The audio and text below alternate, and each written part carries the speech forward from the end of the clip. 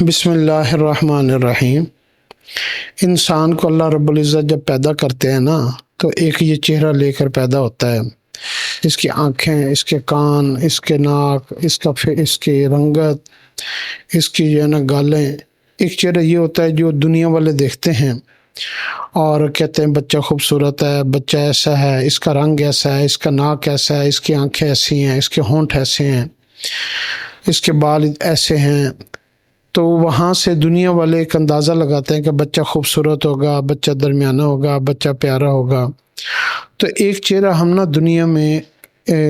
جب پیدا ہوتے ہیں نا تو ایک چہرہ ہم دنیا میں لے کر پیدا ہوتے ہیں، تو دنیا ہمارا وہ چہرہ دیکھتی ہے اور ہم ساری زندگی اسی چہرے کو بناتے بناتے جو ہے نا گزار دیتے ہیں۔ عورتیں پارلر پہ جاتی ہیں، میک اپ میں ہزاروں لاکھ روپے خرچ کرتے ہیں، لوگ سرجریاں کرواتے ہیں، بوٹاکس لگواتے ہیں، تو اس چہرے کو خوبصورت بنانے میں پتہ نہیں کیا کچھ لوگ کرتے ہیں۔ لوگ آرٹیفیشل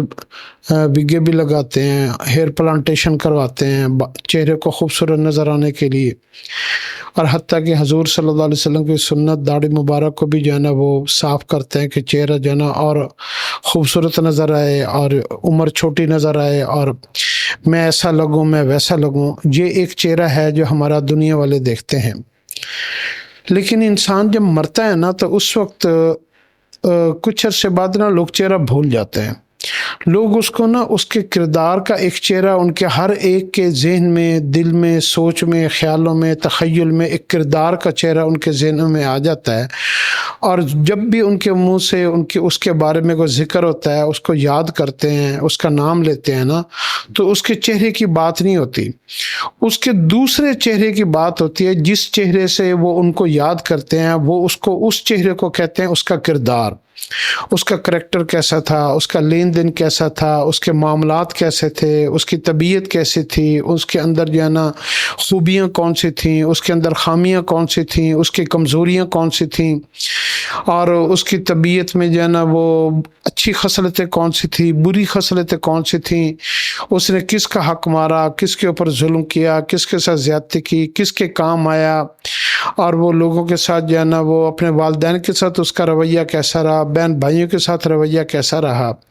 تو یہ جو اس کا کردار والا چہرہ ہے نا، دنیا مرنے کے بعد یہ چہرہ اللہ رب العزت دنیا میں ہمارا لوگوں کے دلوں میں ڈال دیتا ہے، اور لوگ ہمیں اس چہرے کے ساتھ یاد کرتے ہیں۔ تو اس لیے اپنے فیس والے چہرے کے اوپر آپ جتنی محنت کرتے ہیں نا، اتنی ہی محنت آپ کے کردار والے چہرے کے اوپر اگر ہو جائے تو مرنے کے بعد یہ چہرہ ہمیشہ تر و تازہ رہے گا، اور یہ کبھی بھی مرجھائے گا نہیں، اور یہ بندہ کبھی بھی جانا ختم نہیں ہوگا، اور یہ جانا اس کا نام بھی زندہ رہے گا، اس کا چہرہ بھی زندہ رہے گا۔ اور اگر یہ چہرہ خامیوں کے ساتھ، کمی کوتاہیوں کے ساتھ اور جانا ظلموں کے ساتھ یہ جانا زندگی گزار کر جاتا ہے نا، تو اس کا چہرہ جو ہے نا لوگوں کے ذہن میں جب بھی آتا ہے تو لوگوں کے دل سے نا ایک عجیب سی کیفیت نکلتی ہے، سوچ نکلتی کہ یار بڑا سخت آدمی تھا، بڑا ظالم تھا۔ جیسے آج کل آپ دیکھیں پرانے بادشاہوں کو، ظالموں کو، چنگیز خان کو، ہلاکو خان کو، ہٹلر کو اور دوسرے لوگوں کو جب لوگ یاد کرتے ہیں تو ان کے چہرے کو جو ہے نا ظلمت کے ساتھ یاد کرتے ہیں کہ یار انہوں نے بڑے انسانوں کا خون بہا، بڑے ظلم کیے۔ ایسے ہی کوئی فراڈیا، کوئی بے ایمان، کوئی دھوکے باز، کوئی جھوٹا، کوئی مکار، کوئی مشرک، منافق،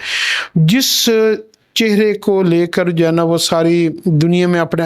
عمل کرتا رہے نا، وہ چہرہ اللہ پاک جو ہے نا اس کو ایک چہرے کی شکل دیتے ہیں، اور دنیا پھر اس کو دوسرے چہرے کے نام سے یاد کرتی ہے۔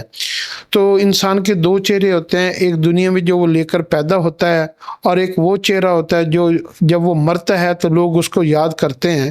اصل چہرہ وہی ہوتا ہے جس میں لوگ اس کو یاد کرتے ہیں، اور وہی اس کا قیامت والے دن حقیقی چہرہ ہوگا، اور اس کی شکل اور جب روز قیامت اللہ کے سامنے وہ کھڑا ہوگا تو وہ چہرہ جو ہے نا وہ نمایاں ہوگا، اور اسی چہرے کے ساتھ وہ اٹھایا جائے گا جس چہرے کے ساتھ وہ ظلموں کے ساتھ اور جو ہے نا ناانصافی کے ساتھ اس نے لوگوں کے ساتھ زیادتی کی ہوگی یا خیر اور بھلائی کے کام کیے ہوں گے، تو وہ اس کا اصل چہرہ اللہ رب العزت کے ہاں پیش ہوگا، اور وہی ہماری کامی اور ناکامی کا فیصلہ کرے گا۔ اللہ ہمیں اس کی سمجھ عطا فرمائے۔